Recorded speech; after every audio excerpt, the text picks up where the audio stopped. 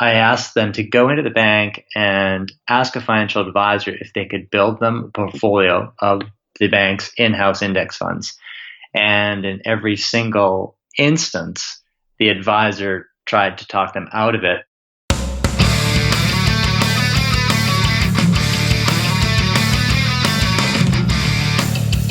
Welcome again to the Canadian Couch Potato Podcast, where we help you become a better investor with index funds and ETFs. I'm Dan Bortolotti, and it's great to have you with us. Today on the podcast, I have a spirited chat with Andrew Hallam, former school teacher, best-selling author, cyclist, runner, digital nomad, and a tireless advocate for investors everywhere. Now, if you don't know Andrew, he was born and raised in British Columbia, and for several years he was a teacher at the Singapore American School, and one of the subjects he taught there was personal finance. Now, it turned out he ended up teaching not only his young students, but his fellow teachers as well. As you'll hear, Andrew is passionate not only about investing, but about the importance of disciplined saving and taking a frugal approach to spending, sometimes maybe a bit too frugal. Anyway, he's always been extremely generous with his knowledge. He used to buy multiple copies of his favorite investing books so he could hand them out to his colleagues, and he still gives presentations to groups around the world, sharing his experience as he encourages people to take control of their own financial lives. Now, interestingly, Andrew was not always an indexer. In his younger days, he was actually a disciple of Warren Buffett and an enthusiastic stock picker. He also happened to be pretty good at it, or as he admits, maybe a bit lucky too. But in any case, after a decade or so of picking stocks, Andrew gave it all up to become an index investor. And he describes this background in his best-selling book, Millionaire Teacher, The 9 Rules of Wealth You Should Have Learned in School, which was first published in 2011 and is now available in a thoroughly revised second edition, which just came out a couple of weeks ago. We managed to catch up with Andrew after he and his wife rode their tandem bike across Europe and before he left for the Middle East. Hope you enjoy the interview. So my guest on the podcast today is Andrew Hallam, who's joining us from Victoria. Andrew? Victoria, BC right now. Yeah, I'm just here visiting family. Yeah, because we're going to get to this in a little bit, but you're quite a globetrotter these days, and so it's hard to get you down in one place, so I'm glad that we tracked you down. So I want to kick off today just by asking you to share a little bit about your own evolution, because, many investors embrace index investing after failing miserably as stock pickers, but you were an enthusiastic stock picker, in your younger days, but you were hardly a failure at it. So why don't you tell us a little bit about how that came about? Well, I guess like most people, I started out with mutual funds when I was 19, and I started out with funds from CIBC and then ended up getting convinced to go with actively managed funds with Investors Group. It was kind of like somebody convinced me that a Mars bar would be healthier than a Kit Kat. Then I started to really delve into investment books. I ended up reading Benjamin Graham's Intelligent Investor. Robert Hagstrom wrote a whole series of really great books on how to invest like Warren Buffett. I think The Warren Buffett Way was his first one. Philip Fisher's book, Common Stocks and Uncommon Profits. And I just kept reading about how to pick individual stocks. And then I started to build a portfolio of individual stocks and then later adding some ETFs to it. And I hated the idea of losing money. So I was quite conservative in terms of, or maybe I was fastidious might have been a better word to describe, in terms of the research that I would do and looking into what businesses that I was going to buy. I ended up in the late 90s joining an investment club. And I was the youngest guy among the group. And at that time, there was a big push to buy internet stocks. And many of those companies, which, as we know now, weren't really making any profits. So it was in contrast with what I was reading. But of course, like many people, I ended up getting kind of swept up into it and started adding internet stocks to my personal portfolio as well. And I was getting, though, voted out in terms of, often we'd come to these investment club meetings and I would talk about, hey, look, Robert Hagstrom says Buffett invests this way, or Philip Fisher says we should be looking at these sorts of metrics. And we're buying some high tech stuff. And eventually I did buy a couple of tech companies and then quit this investment club. And then I ended up sort of quitting it just at the right time. And then the dot-com bubble it crashed. And then this group of guys said, well, why don't you continue to manage the investment club? You manage the investment club. They were going to fold it. And they said, could you just do it? I don't actually think that's legal, but but that's what I ended up doing. And it was kind of fun to do that. I enjoyed the process. I ended up doing well as an investor in individual stocks, both the investment club and then my own personal portfolio. And we beat the index by an average of about 2% a year over about a 10 or 11 year period. But then I started to think, like, I had some ETFs in my personal portfolio, and probably around the year 2010, I started thinking, that's not a long time frame. I'd been doing it for whatever it was, 11 or 12 years of picking individual stocks. It wasn't a long time frame to justify that, hey, I was actually good at what I was doing. And I looked at guys like Bill Miller. Do you remember that guy? I do. He had something like 15 years of beating the index in a row. Yeah, he ran the Legg Mason Value Trust, I think it was called, and he'd beaten the S&P 500 15 years in a row. And that idea, sort of combining with reading a lot of other stuff, Random Walk Down Wall Street and Common Sense on Mutual Funds, that were saying, the idea that somebody can beat the market index consistently over a lifetime of investing, and that's the real key here. I'd only been doing it for a dozen years, which is a blip. And recognizing that a guy like Bill Miller, who I figured was a heck of a lot smarter than me, eventually had his really bad day. And what is fascinating now is that although that fund, people were talking about this guy as the sort of the greatest investor of the 20th century, or one of the greatest mutual fund investors ever. If we look at his actual mutual fund now, including that great 15-year run, it's underperformed the market. So was it sustainable, or would it have been sustainable for me to continue to do well? The odds were against it. And so I decided to fully index my portfolio. So after you were done impersonating a mutual fund manager for a dozen years or so, you decided to go really where all the money is, and that's in being a writer. And you published your first book, Millionaire Teacher, which I have to say, in terms of the books that get mentioned on my website, it really is the one that people continually tell me that they go to. So congratulations on the success of it, and also on the publication of the second edition. I want to just talk to you a little bit about the way you've organized the book, because I really like the way it's set up as sort of 9 lessons, which makes sense from the teacher point of view. But the first lesson in the book is spend like you want to grow rich. And I really like that you started there, because having talked to so many young investors, it seems to me like they think that successful investing is about picking the right funds, and they forget the most important thing is that before you invest, you need to actually start saving. Yeah. The easiest way to have twice as much money in retirement is to save twice as much. And the earlier you actually start saving, then you're not only utilizing how much money you're putting away, but you're utilizing time and compound interest. So one of the things that I tell people to suggest people do is to set a savings goal, and that being the most important thing. So beginning of the year, figure out what's your savings goal for the given year, and actually post it somewhere you're going to see it. Stick it where, obviously, if you're having friends coming over for a party at your place, you don't necessarily want to see that up on the wall. But I used to put it in the cupboard, and as I'd open up my cupboard and I'd see my shirts for the morning and figure out what I'm going to wear, it would be facing me right there. It would be a goal for that year in terms of how much I was going to be saving. And then every single month, I would write down what I did save, so that I'd set that goal. And studies are showing that if you set a goal and then you share it, you tell some like-minded people, and you could cheer each other on, that it's a really important thing to do. So the second most, or might even be the most important thing, is to track your spending. Very few people know how much they're actually spending.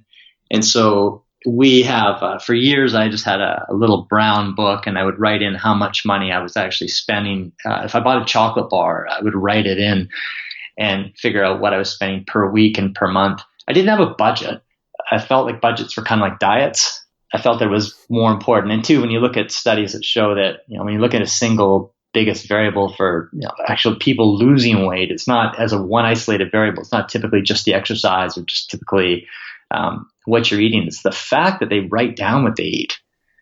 And when you're doing the same thing with spending money, what ends up happening is you start seeing where it's going, and you're kind of ashamed to put down that, oh man, is that $4 coffee at Starbucks or whatever it would be. Probably even more than that now. I don't know. You can tell I don't go there, can't you? So, yeah, I mean, this idea that just to be accountable to yourself and to try to quantify all of those things just makes you by nature pay more attention to it. Yeah, hugely. And then too, in looking at things in terms of what you are spending money on and how you can save money. So one of the things I suggest is that people don't lease cars, for example. That's far more costly than buying a decent used vehicle. Yeah, I mean, I think cars and houses are the two things that people overspend on the most, and it makes sense. Those are obviously, necessarily large expenses, but certainly you can go overboard. But I wanted to ask you, speaking of going overboard, you had some pretty extreme examples of frugality in your book that I thought made great anecdotes. I mean, you talk about this. At one point, you were riding your bike 35 miles both ways to work, right? 35 miles there and then the same 35 back because you didn't want to buy a car and you didn't want to spend a lot of money on on rent closer to work. And then your dad came to visit you one winter and you didn't turn the heat on and he wasn't too impressed by that. So I wonder, though, if you talk to a lot of young investors today, do you feel that this kind of extreme frugality is necessary? Do you worry that those kind of lessons might turn people off? There's no doubt I was crazy. And I mentioned that too in my book, where I said, this is not a how-to plan. This is just, you want to see what I did and how extreme I was, have a good read and have a laugh. But I do think that I sort of look back at that Dave Ramsey quote. He's that U.S. radio talk show money guy. And one of the things he talks about is one of the famous quotes he bashes around is live like no one else now so you can live like no one else later. And I like that because I think that to be successful financially, you do have to be a little bit different. And because normal isn't good. The normal isn't quite good enough. That sounds a little bit crazy, but when we look at what's normal, there's that TransUnion study that I saw on CBC reporting that the average Canadian owes like $21,000 in consumer debt, much of that which would probably be automobile debt. We can't quite be normal. I don't think we need to be absolutely extreme because that isn't any fun and that may not be sustainable and it's a little bit crazy. It leaves you with great stories to tell. But I do think that we can't do exactly what we're seeing the people do around us. And that's what makes it challenging, is that our peers, our friends, our colleagues are setting a benchmark of what's actually normal. And we have to be more careful than the typical Canadian if we want to succeed financially. Now, the fourth rule in the book is called Conquer the Enemy in the Mirror. And this is a chapter that deals with many of the behavioral issues that all investors face. It's such an important idea. You have taught a lot of investors over the years. You've been part of stock clubs and so on. So you've probably seen a lot of bad behavior. So what is the biggest behavioral pitfall that you think investors face? I think it's listening to the media. It's listening to investment market forecasts, which typically end up being wrong. And it's something when to be a good investor, you have to be able to control your emotions and be objective and stick to a solid, consistent plan with very consistent rules. But the media bombards people. I think that's the biggest problem that I see, is that I get emails from people telling me, these analysts are all saying bonds are going to crash and I've got to get out of my bonds. U.S. stocks are going to crash. Emerging markets are going to crash. Have you seen what's happening in China? I've got to get out of my that kind of thing. And of course, what bleeds leads typically in the world of media. And there's no shortage of people calling the next Armageddon. But I would say, man, if you could just put cotton in your ears, never turn on CNBC, and never never read up-to-date market-based news and what analysts are saying or forecasting. If you can do that, if you can keep away from that, I'd say that's probably a significant advantage. What do you think? I mean, it's a great question you asked me. What do you think? Well, it's interesting because I get this question a lot. People say, why do you think that investors who use an indexing strategy, for example, are any more disciplined than those who use more active strategies? And I think it's a fair enough question. I mean, I know, working with clients and getting emails from hundreds of readers, that just because you use an indexing strategy certainly doesn't mean that you are going to be a more disciplined investor. But you actually touched on this in the chapter, and I think it's a good sort of follow-up question, is that there is actually some evidence that index investors tend to be a little bit more disciplined. There was some data showing, for example, that most investors underperform the funds that they hold, presumably because of bad timing. But index funds have a little bit better record in that sense, in that it seems that their unit holders hold on to the funds for longer periods, are less likely to pull the money out when markets are down, etc. And I know you've dealt with this, and some other writers have sort of asked this question, does that mean that index investors are smarter than others? And I don't think that's true, but I don't know. What do you feel in terms of the conviction that indexers have that may be a little bit different from active investors? I think active investors, they have to worry about two things. They worry about where the markets are actually headed, and they worry about how their funds are doing compared to the market itself. And I would say the same thing for the smart beta funds as well.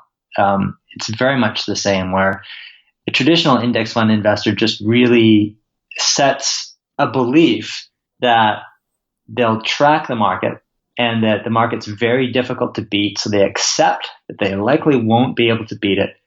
And part of that emotional pull is gone. Now, all they really have to concern themselves with is saving money. And hopefully they don't even concern themselves about where the market is headed. But if you're an actively managed mutual fund investor or picking individual stocks, you're believing somewhere that you can gain an edge. So there's that two aspects that pull at you. How well is the market doing, and how are you doing relative to the market? And I think that extra component makes people a little bit more emotional and reactive. And I think that's the reason most actively managed or most investors in actively managed funds underperform their funds by greater percentage than the typical index fund investor underperforms theirs. Yeah, I think you're right. It's a sort of second element, right? I mean, it doesn't mean that index investors don't have to worry about the markets, because they do, but they don't have to worry about the markets and about how their fund manager is going to react, right? So removing one of those variables, I think, makes for a smoother ride. Which sort of leads into the next issue that I wanted to talk with you about. You mentioned smart beta, alternative indexing, whatever reason or whatever label you want to put on it. You've written a fair bit about some of these alternative indexing strategies. So these are any strategies that would deviate from a very traditional couch potato approach, which is just based on, market cap weighted indexes. I've written about them too. I'm attracted to the idea in principle, but I guess over the years I've sort of learned that simple is better, and it's too easy to go down this slippery slope of looking for something better. What's your experience been like in talking to investors about these kinds of strategies? Well, I think you're right. You could take the fundamental indexes, for example, which I think are, when you really boil it down and look at what are these things, they've got more of a value tilt to them. So you can see, all right, studies suggest that value stocks long-term have outperformed growth stocks and the market long-term, but can go through really long periods where they don't. And that can be a problem when you have one of these strategies that has these fabulous back-tested results. And so people end up going into something like this. And I don't have anything against the fundamental indexes in themselves. It's just that what I think most people would do is if they did build a portfolio with smart beta indexes or with fundamental indexes, I guess they're basically the same kinds of things. Smart beta just being a fundamental, just being a form of outperforming the market with indexes.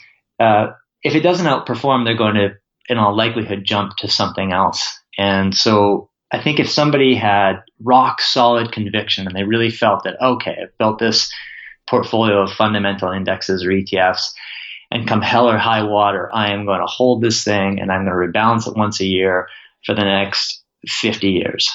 I really don't have a problem with them doing that. I think they would probably do reasonably well. But the behavioral element comes into the equation again. And it becomes really difficult if you have a portfolio like that. You notice that it's underperforming a couch potato for 7 or 8 years, or has done for 7 or 8 years, which again is a blip in stock market terms. But people think that's a really big deal. And so that same person would probably end up selling their fundamental index portfolio at somewhat of a low, buying into a cap weighted portfolio, which would be perhaps where the entities are valued a little bit higher, and then end up sort of underperforming that fundamental index portfolio in the next 10 years. So they're perpetually sort of driving through that rear view mirror, as a lot of people end up doing, and they're destined to do poorly, I think, when they do something like that. So your model where you can suggest, all right, cap weighted index funds, couch potato portfolios such as what I have, such as what you have, I think it removes that added element or that temptation to try that thing that might end up beating the market. Yeah, it's interesting that, you've said a couple of times that sort of a 10 to 12 year period is a blip. And I mean, it is in terms of stock market data, but I've never met an investor who has any more patience than 2, maybe 3 years for some kind of disappointment or underperformance. I don't know anybody who has held on to a strategy that's underperformed for 5, 6, 7 years and confidently said, over the long term, I think this is going to turn around. We're not hardwired to think like that. You're right. Yeah, you're right. We're not. Now, you and I have both written a lot about how difficult it can be for investors to get started in indexing, especially when they bring up the idea to financial advisors, because this is something I've heard from investors a lot. Some of them who are brand new say, I mentioned this idea to my advisor and he was hostile to it. And they haven't figured out that that's the case for most advisors. But this summer, I thought it was really interesting. You went a step further than just sort of talking about it, but you actually staged an experiment and you recruited, I guess it was 4 people to go and visit their local bank branch and to ask the advisors there about index funds and see what the response would be like. And then you reported on it in the Globe, and it's in the second edition of the book as well. So can you tell us a little bit about what you learned? Well, it was predictable. I mean, what I assumed would happen did happen, where 4 people went into different Canadian banks and they set up appointments to see financial advisors. They brought in either pen and paper or an iPhone to record the conversation. And as you know, the Canadian banks also offer their brand of in-house index funds. TD has them, CIBC, Royal Bank. And so I asked them to go into the bank and ask a financial advisor if they could build them a portfolio of the bank's in-house index funds. And in every single instance, the advisor tried to talk them out of it and presented them with actively managed options that cost more than 2% per year instead. And we know how the banks earn their money. We know that they make much more money when they can charge higher fees. And so the outcome was somewhat predictable. But I don't think these advisors themselves were necessarily bad people. I think that they were ill-informed. When I listened to the recordings, I was really surprised at some of the things that the advisors had said and how little knowledge they had. They didn't actually really understand that you could build an actual portfolio with index funds, which really surprised me. Some of them would say, well, one of them in particular said, well, which index fund would you want? I mean, if you go with this actively managed product, it's diversified. But if you just pick a Canadian index, it just sits there and it's just a Canadian index. And of course, you and I would be thinking, that's just a piece of the puzzle. You need to build a complete portfolio with those products. So it was interesting. It was disturbing, but it was predictable. Yeah, one of the things that I've found since becoming an advisor and going through all of the courses and all of the registration requirements and things is I now have a much better idea of how most advisors in this country are educated and trained. And I think you're absolutely right. They're not bad people. And I don't even think that they're particularly cynical, at least not, I mean, I'm sure there are some, but it's not like they're all sitting around in the boardroom saying, look, we know index funds and index investing is a superior strategy, but we can't make any money, so we better go out and lie to our clients. I mean, there isn't any of that going on. I think there's a general ignorance of how index funds work, how to build a diversified portfolio with index funds and ETFs. Some of the comments from the people that you sent in undercover where, the advisor said, well, they're too risky or they're not as well diversified. And I mean, I think it's just sheer ignorance. It's not really any kind of conspiracy or, any attempt to mislead investors intentionally. I wanted to jump in to talk a little bit about the series that you've been working on in the Globe and Mail. It's called Strategy Lab. And for listeners who aren't familiar with it, the idea is here that the Globe approached 4 different investors and asked them to build model portfolios based on 4 different strategies. So there's one guy uses a dividend strategy, another uses a value strategy. There's another one who uses growth stocks, mostly in the tech sector. And then there's Andrew. And Andrew, you're the indexing guy. Now, you bravely went into this little exercise, and they've been tracking the performance of the portfolios that you have all created for about 4.5 years now. And so you're in first place, right, after all this time? Oh, sure.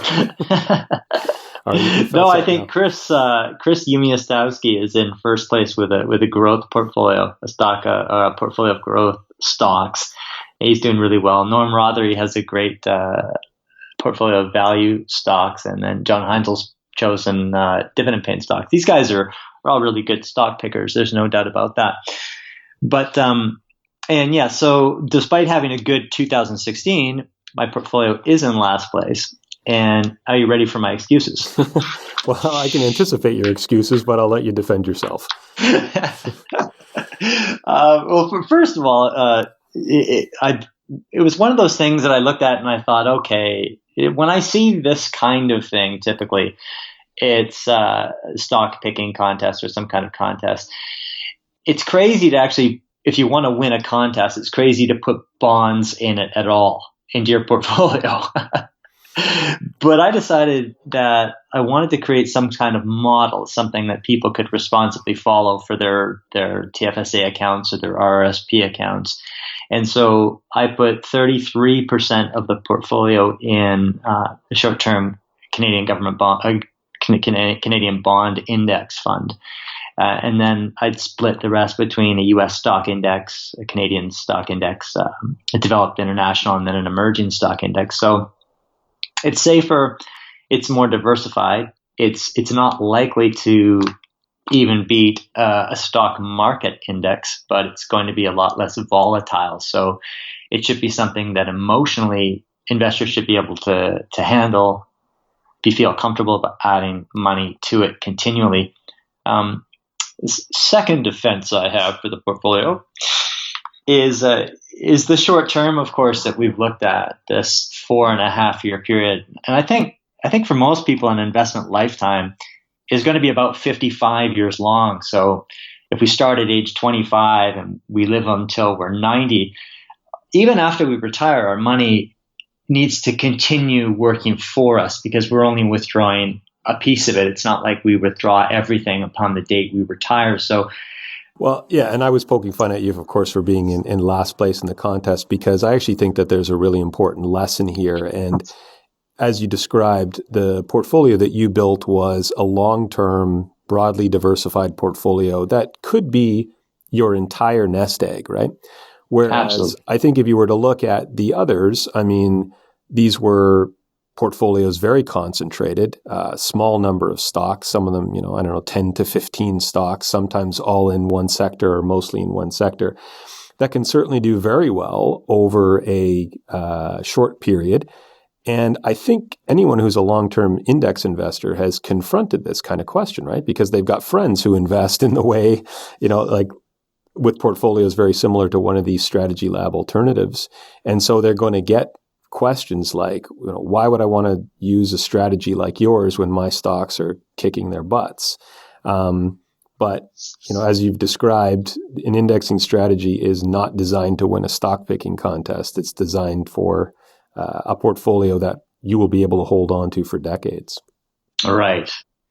Last question for you, Andrew. I just want to say, you are without a doubt the most globetrotting of indexing advocates that I've known. A lot of us focus our efforts in a single country, but in your books, both Millionaire Teacher and your second book, The Global Expatriate's Guide to Investing, you've described how to implement this strategy in countries around the world. So I just wanted to ask you a little bit, tell us about the types of audience you've been speaking to these days as you promote the book and your ideas.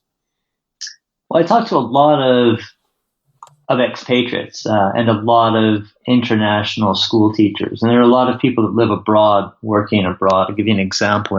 In Dubai alone, there are 100,000 British people living in Dubai and working in Dubai, which really blew my mind when I found that out. And typically they end up investing in very expensive financial products. Even the Americans who work overseas often end up paying about 3% a year in investment fees to firms that come in and sell actively managed products and then charge wrap fees on top of that, which is crazy. We thought we paid the highest fees in the world as Canadians, but expats beat us. Mm-hmm. So typically, too, the groups that I'm speaking to don't end up getting defined benefit pensions. They may not even end up getting their full allotment of, say, U.S. Social Security if they're living abroad, or they may not be maximizing their Canadian pensionable benefits either if they do eventually come to repatriate to Canada. So they're on their own. Their investments really have to hum. They can't afford to mess around. And so that's one of the reasons I like to go to international schools and into international communities to talk to them about saving and investing appropriately. Yeah, and I should mention to our listeners too, Andrew, you have done virtually all of this, I think, on your own nickel. I'm sure they pay your expenses, but, you don't have these huge speaking fees. I know when you were a teacher, you bought boxes of investing books with your own money and distributed them to your colleagues. I think you've been an amazing advocate for the strategy and you've helped a lot of people around the world. So keep fighting the good fight. And thanks for coming on the podcast. Thanks very much, Dan. I appreciate it. If you haven't read Andrew Hallam's Millionaire Teacher, I encourage you to pick up the brand new second edition. So I'll include a link to the book on my blog, CanadianCouchPotato.com, and I'll also include some links to other articles by Andrew and to the Globe and Mail's Strategy Lab, which we discussed in the interview.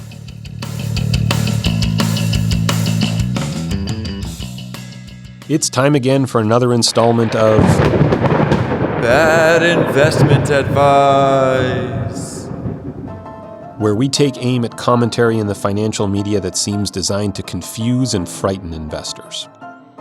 Now, today's little gem is from Seeking Alpha, a website that claims to be devoted to stock market insights. This particular insight was posted on January 12th, and it's called "The Passive Investing Bubble is Real." I bet that title got your attention. Now, the author of this piece seems worried that index investing has become way too popular.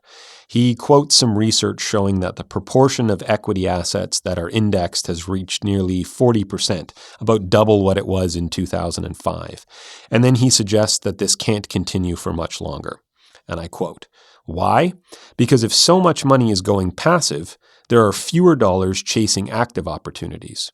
This in turn makes those opportunities ever more profitable and large enough in time that those who pursue strategies which track them finally begin to generate alpha," which is industry jargon for market-beating returns. He goes on, I suspect we are near this point across the entire investable landscape. So what he's saying here is that although most active strategies may lag their benchmarks now, index investing is sowing the seeds of its own destruction. Right? He's saying that, in fact, he's been saying this for a while. In an earlier article, the same author again called index investing a bubble, and he wrote, we are at a non-equilibrium point now, such that so much money has rushed into passive strategies that they simply cannot be efficient. Wow, how to respond to this? I don't even know what it means when people describe indexing as a bubble. And I'm hearing this term more and more. A bubble describes a situation in which the price of a group of assets has reached an extremely high level that no longer seems to reflect the intrinsic value of those assets. So think about real estate in Japan in the 1980s, tulip bulbs in 17th century Holland. Now compare that to indexing. I mean, the growing popularity of indexing is the result of cheaper, more widely available funds and a growing awareness that active strategies tend to disappoint. How can that possibly be described as a bubble? It's an evolution in the financial services marketplace. You may as well argue that the decline of travel agents is causing a bubble in online hotel bookings, or that TV viewers canceling their expensive cable packages are creating a Netflix bubble. I mean, if we're going to have a debate about this issue, then we at least need to stop using that completely inappropriate term. There's no bubble, and the whole concept of an indexing bubble doesn't even make sense. But to give him the benefit of the doubt, the main argument in this article and others like it is at least worth taking seriously. So it's not actually a new idea. It's based on the idea that index investing is something of a free ride. I mean, after all, how do we know that Royal Bank is worth $93 a share or that Enbridge is worth $55 a share? And these market prices are set by investors who research the fundamentals of the company and then actively buy and sell their shares based on that analysis. Now compare that to if you're a couch potato investor. I mean, you hold these stocks inside your index funds, but you don't really play any meaningful role in what an economist would call the price discovery process. Right? Even the managers of the index fund are not really concerned whether Royal Bank or Enbridge is overvalued or undervalued. They only need to know the weight of these companies in the benchmark index, and then they buy and sell accordingly. They let active investors do all the heavy lifting, and that work is precisely what makes markets so effective and efficient. So that much is true. Now, all of this would be fine if index investors make up only a small portion of the market, but many people have wondered, what would happen if everyone was an index investor? Well, now you would have no one analyzing the fundamentals of companies. The market would just be made up of a bunch of mindless, passive investors who paid little attention to prices. And as a result, those markets would no longer be efficient. And at that point, the active managers who had been patiently waiting on the sidelines would be in a position to swoop in and take advantage. So in theory, at least, they would be able to exploit the hapless passive investors and earn index-beating returns. So if we accept that the theory of this is true, the question becomes, what proportion of the stock market needs to be made up of active investors in order to maintain its efficiency? Now, the author of our Seeking Alpha article seems to think that with 40% of assets managed passively, we've already crossed the line.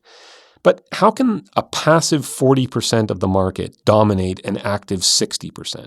I mean, wouldn't a market that included maybe 20 or 25% active investors still be able to establish fair pricing just by trading among themselves?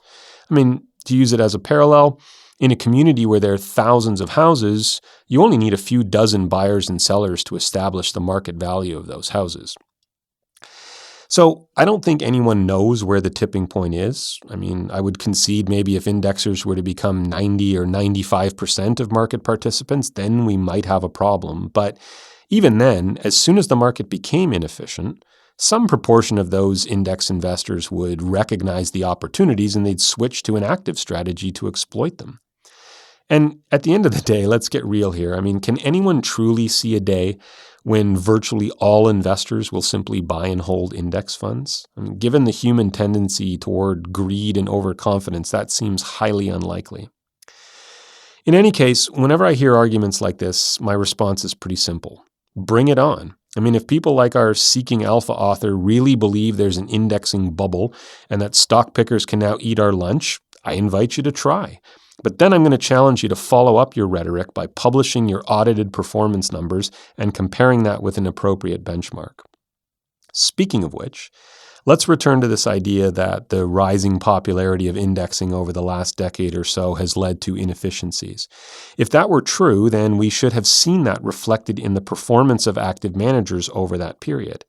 And yet, according to the latest report from Standard & Poor's, over the 10-year period ending June 2016, less than 15% of large-cap U.S. equity managers outperformed their benchmark, and for mid- and small-cap managers, that number was less than 10%. So maybe index investors are lobbing a bunch of fat pitches, but instead of hitting them out of the park, it looks like the active managers are still swinging and missing. So please, if you're going to prattle on about indexing being a bubble and using this ominous "you've been warned" language, you need to present some evidence to back up your words.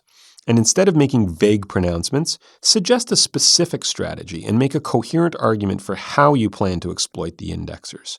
Show us your track record of outperformance in the past and explain why it should be expected to persist in the future.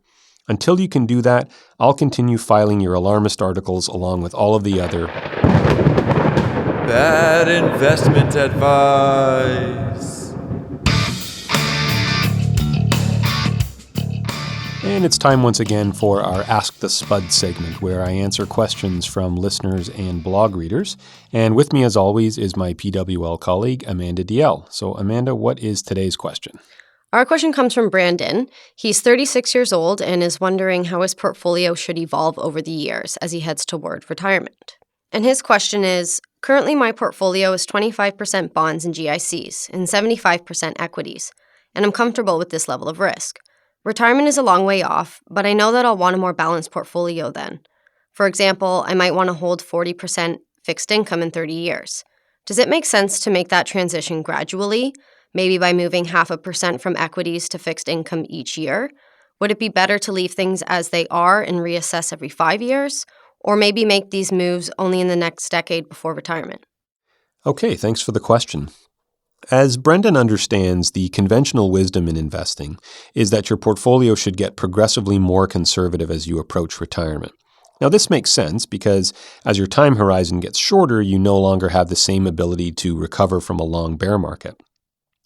There's even a common rule of thumb you've probably heard that your allocation to fixed income should be roughly equal to your age. So at 36 years old, Brendan should hold roughly 36% of his portfolio in bonds and GICs, and then by age 65, he'd increase that to 65%. Some people who like this rule have asked me questions similar to Brendan's. That is, should I gradually increase my target bond allocation by about 1% every year? Now, I think most people will agree there's not much value in being so literal here. I mean, even if you do plan to make your portfolio more conservative as you get older, this is not an adjustment you need to make annually on your birthday. There's no meaningful difference in risk between a portfolio that is 25% bonds and one that's 26% or even 27 or 28%, especially if the portfolio is relatively small. Let's remember that markets move every day, so even if your asset mix is precisely on target today, it won't be tomorrow, and that's fine. Asset allocation, it's like horseshoes. Close is good enough. In fact, depending on your circumstances, you really might not need to change your target asset allocation more than a couple of times throughout your life. I mean, you might start out with a relatively aggressive portfolio when you're young, as Brendan has done, and then maybe dial back that risk in your 50s when your mortgage is paid off, your kids are gone, you're in your peak earning years, and you're saving at a higher rate than you were before. And then as you get within a few years of retirement, you should probably have a proper financial plan prepared, and that might reveal that you can achieve your goals with a quite conservative portfolio, so you can dial back the risk once more. And then after that, you might just maintain that allocation for the rest of your life. Because the key idea here is your asset allocation decision needs to be based on a lot more than just your age. I've always liked the framework that author Larry Swedroe uses in his books. He says that your asset mix should be based on your ability, willingness, and need to take risk. So your ability to take risk depends on your time horizon, which is related to your age, but also to the stability of your income. So for example, if you're a tenured professor, you have more ability to take risk than a commissioned salesperson because your income is more reliable. Your willingness to take risk depends really on your stomach for losses. It's entirely temperamental. That is related to your experience with investing, but it really doesn't have anything to do with your age. And then finally, your need to take risk depends on how close you are to achieving your financial goal and the rate of return that you require. So if, for example, you retire with a large portfolio and a solid pension, your need to take risk is probably very low, whereas someone with no pension may need to take a little more risk in search of more growth in their personal portfolio. So although your time horizon is indeed always getting a little bit shorter, these other factors may not change very much over time, and they certainly don't change every year. If you have a high tolerance for risk, for example, that's not likely to get lower as you get older. In fact, it might get higher as you gain more experience with investing. And maybe your financial plan would suggest that your required rate of return today is the same as it was 10 years ago. So you may only need to adjust your asset allocation after you've considered all of these factors together. So Brendan, I don't think that you need to make any changes to your asset allocation for maybe 5 years or so, unless something changes in your circumstances, your income, your retirement plans, maybe you receive an inheritance that significantly increases your net worth, or maybe we have a deep bear market and you discover that you really aren't that comfortable with an aggressive portfolio after all. So until then, sit tight, keep saving, rebalance when necessary, and just stick to your long-term plan. Thanks, Dan. And remember, if you've got a question that you'd like answered on a future installment of Ask the Spud, please send it to mail@canadiancouchpotato.com, and Dan may answer it on an upcoming podcast. That brings us to the end of podcast number 5. Once again, I want to give a big thanks to all of the people who make this possible. Nick Jaworski of Podcast Monster is our producer and editor. Jono Bacon composed and recorded the music. Amanda DL joins me for the Ask the Spud segment. And Tara Hunt of Truly Social pulls all the strings. Thanks also to PWL Capital for their ongoing support, and to all of you for listening and for your kind reviews and ratings on iTunes. I really appreciate it. It does help to grow our audience. Our next episode will be in early March. Stay warm. We'll see you then.